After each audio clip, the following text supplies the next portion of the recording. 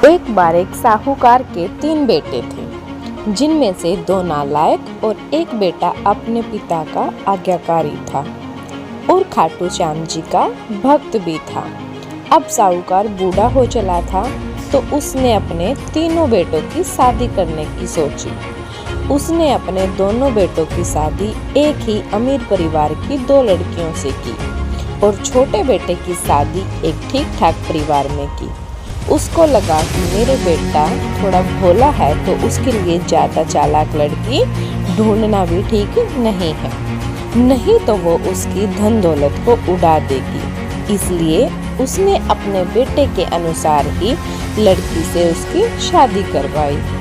अब कहानी तो यहाँ से शुरू होती है, जब तीनों बेटों की शादी हो जाती है और अब तीनों खुशी खुशी अपनी जिंदगी को जी रहे थे। अब साहूकार का शरीर ज़्यादा बूढ़ा हो चुका था और वह बहुत बीमार भी हो गया था, तो उसने अपनी प्रॉपर्टी अपने तीनों बेटों को बराबर बराबर बांटने की सोची।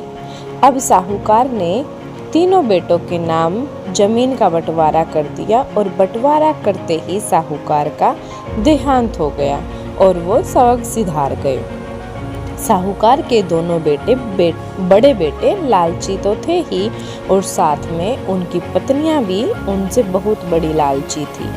तो उन दोनों ने अपने छोटे भाई को बहला फुसलाकर उसकी जमीन के कागज को अपने पास रख लिया और कहा कि तू इन कागजों को कहाँ रखेगा, हम इसे संभाल कर रख देते हैं।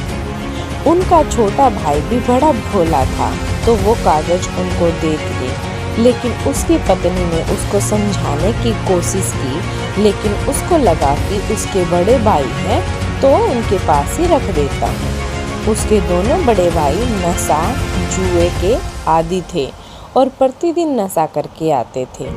अच्छे अच्छे पकवान खाते और अपनी पत्नियों के साथ बाहर घूमने फिरने जाते, मतलब कि जीवन का पूरा आनंद ले रहे थे वो।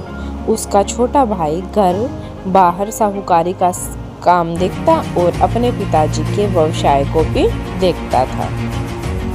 उसकी पत्नी भी घर का सारा काम करती, झाड़ू पोछा करती, खाना बनाना, बर्तन साफ करना, साफ सफाई का पूरा ध्यान रखना, ये सब काम उसकी पत्नी किया करती थी। एक दिन उसकी पत्नी से साफ सफाई करते करते एक कांच का गुलदस्ता फूट जाता है, तो इतने में उसकी बड़ी भाभी उसकी पत्नी पर चिल्लाकर बोलती है और कहती है कि दिखता नहीं है, इतना महंगा गुलदस्ता तोड़ दिया, इसको कहाँ से लेकर आई थी? क्या तेरा बाप देकर गया था या तेरी माँ देकर गई थी? इतना कहकर उसने छोटी बहू को थप्पड़ लगा दिया। घर का छोटा लड़का घर पर आता है, अपनी पत्नी को रोता देखकर कहता है कि क्या हुआ। उसने सारी बात अपने पति को बता दी कि दीदी ने ऐसे ऐसे बोला और मेरे को थप्पड़ मारा।